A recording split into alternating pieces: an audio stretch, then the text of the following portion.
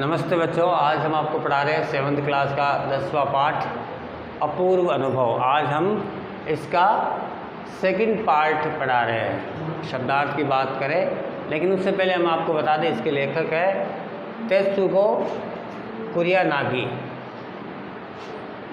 तेत्सुको कुरियानागी ये जापानी लेखक है। हमने आपको बताया था कि तोतो-चान पेड़ पर चढ़ी है। तोतो-चान चौकीदार के छप्पर से सीढ़ी लेकर आई और कुर्सी पर बैठ करके तोतो-चान है वो उस पर बैठ गई।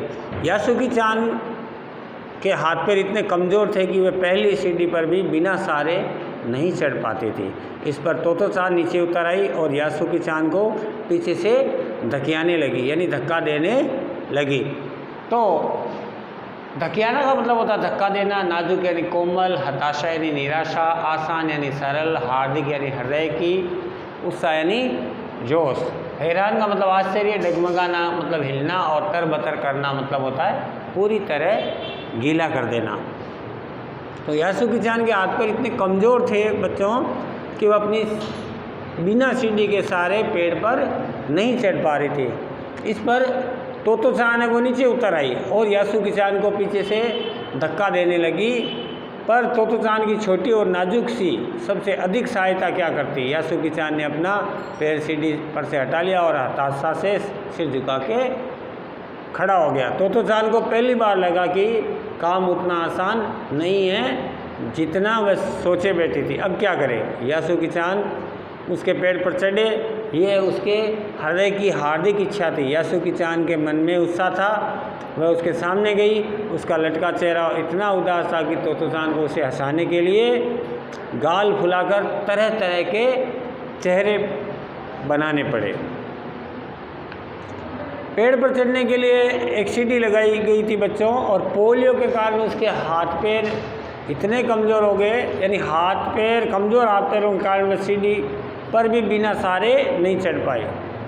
तोतो-चान पेड़ से नीचे उतर आई। नीचे उतर कर उसने यासुकी-चान को पेड़ पर चढ़ने के लिए धक्का दिया।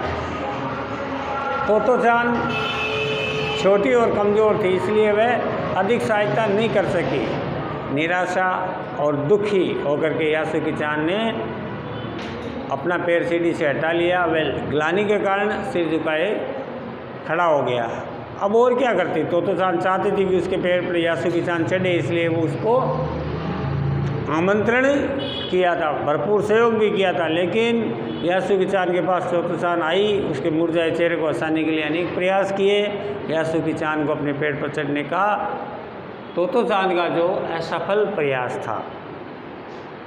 यासुकी-चान को सीढ़ी पर चढ़ने के लिए धक्का दिया गया, लेकिन फिर भी नहीं चढ़। तो उसने कहा ठहरो, एक बात सूझी है। फिर चौकीदार से छप्पर की ओर दौड़ी और हर एक चीज़ उलट पुलट कर देखने लगी। आखिर उसे एक तिपाई सीढ़ी मिल गई जिसे थामे रखना जरूरी नहीं था। 3 उसके पैर थे ना, इसलिए वो अपने आप ही बिना थामे ही खड़ी रह सके। वह तिपाई सीढ़ी को घसीट कर ले आई और शक्ति पर हैरान करने लगी। तिपाई के ऊपर की सीढ़ियाँ द्विशाखा तक, यानी दोनों डालियों तक पहुँच रही थी।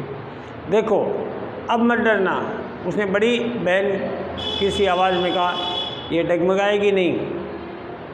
तो तोतो-चान ने असफल प्रयास होने पर भी हार नहीं मानी और वह निराशा में भी नहीं डूबी। वह एक साहसी और सहयोगी भाव की लड़की थी। उसने यासुकी-चान से कहा, आप रुकिए, एक उपाय मेरे समझ में आया है।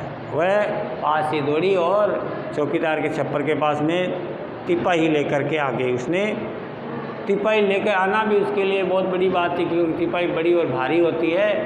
तो उसको आश्चर्य लगा कि ये तिपाही कैसे लेके आ गई। तिपाही पर जब खड़ा किया तो देखा कि तिपाही इतनी ऊंची थी कि दोनों शाखाएं हैं वो उसके टच कर रही थी। उसे प्रसन्नतापूर्वक यासुकी-चान को बड़ी बहन की तरह आदेशात्मक स्वर में कहा कि देखो डरना नहीं, हमें सफलता मिलेगी, हिम्मत है, साथ रखना। इस प्रकार दोनों अपनी सफलता के लिए प्रयास करते रहे।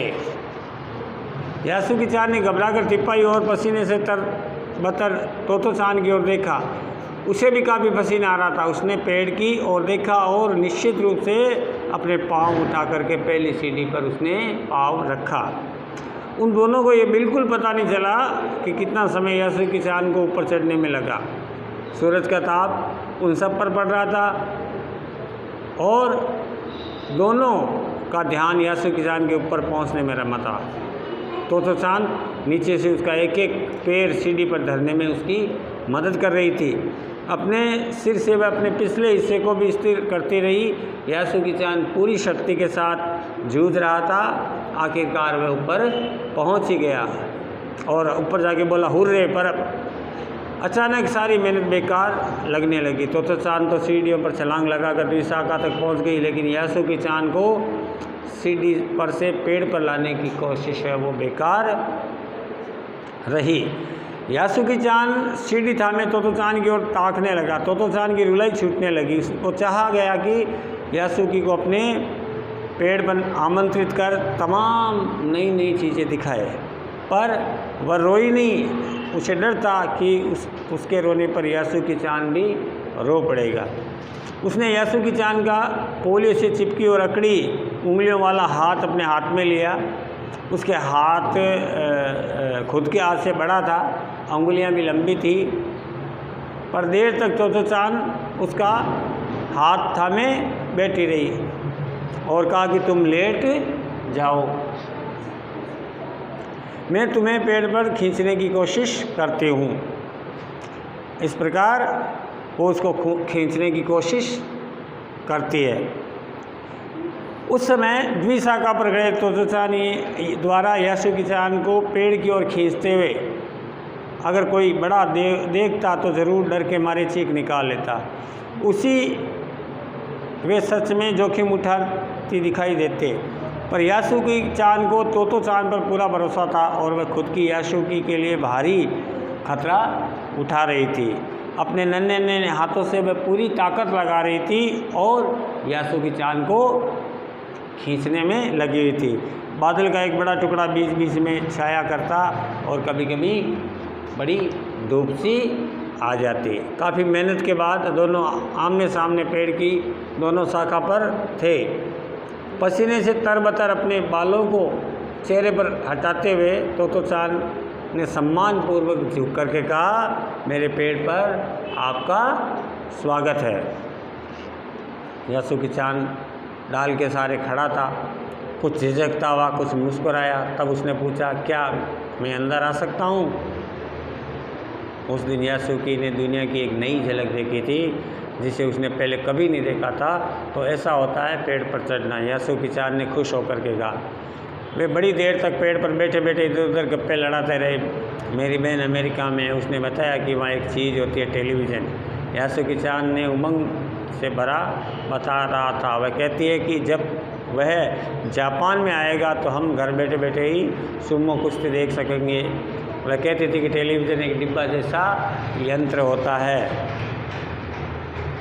तो चाँद उस समय तो समझ नहीं पाई कि यासु की चाँद के लिए जो कहीं सी दूर तक चल नहीं सकता था, घर बैठे चीज़ों को देख लेने में क्या अर्थ होगा।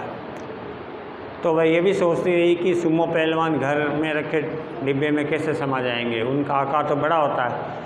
पर बात बड़ी लुभावनी लगी। इन दिनों टेलीविज़न के बारे में कोई नहीं जानता था। पहले यासु की चाँद ने तो चाँद को इसके बारे में बताया था। पेड़ मानो गीत गा रहे थे, सब खुश थे। यासु की चाँद के लिए पेड़ पर चढ़ने का ये पहला और अंतिम कार्यक्रम था। यासु की चाँद की बातें तो चाँद को बहुत अच्छी लगी। उन दिनों टेलीविज़न सब जगह नहीं थे, इसके बारे में लोगों को जानकारी कम थी। इस प्रकार नवीन जानकारी पाकर तो चाँद बहुत खुश हुई। इस प्रकार यासु की चाँद ने तो चाँद को जो बात लुभावनी लगी वो टेलीविज़न के बारे में थी। इस प्रकार बच्चों, उन दोनों मित्रों की मेहनत थी या उसकी सफलता थी वो सफल हो गई और दोनों ही बड़े खुश होने लगे। तो ये था बच्चों ये पाठ। इसके कुछ प्रश्न मैं आपको लिखा देता हूँ, आप लिख लेना और जिनको आपको अपनी कॉपी में करना है।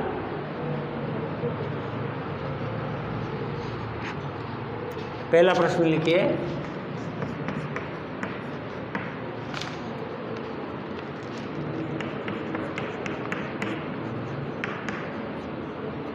तोतो चांद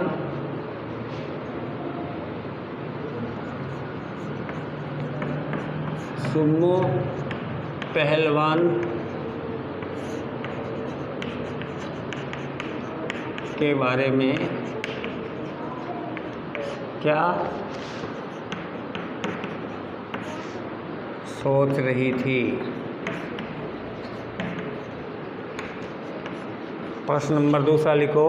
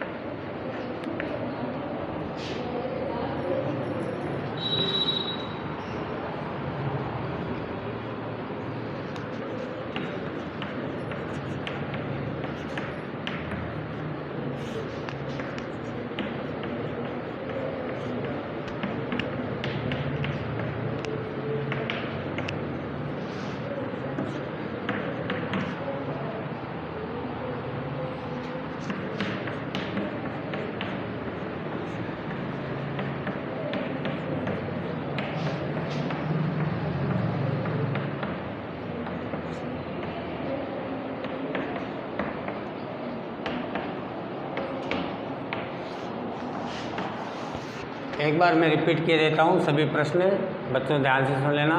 तोतो चांद सुम्मो पहलवान के बारे में क्या सोच रही थी? दूसरा प्रश्न है, कौन बता रहा था कि मेरी बहन अमेरिका में है?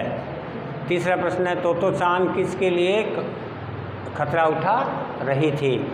चौथा प्रश्न है, टेलीविज़न कैसा होता है, उसके अनुसार लिखना है। और पांचवा प्रश्न है, तोतो चांद को अपनी रुलाई क्यों दिखाई दी? तो बच्चों ये इस पाठ का दूसरा पार्ट पूरा हो गया और इस पाठ के तीसरे पार्ट में हम इस पाठ के पूरे सवाल कराएंगे। तब तक के लिए धन्यवाद।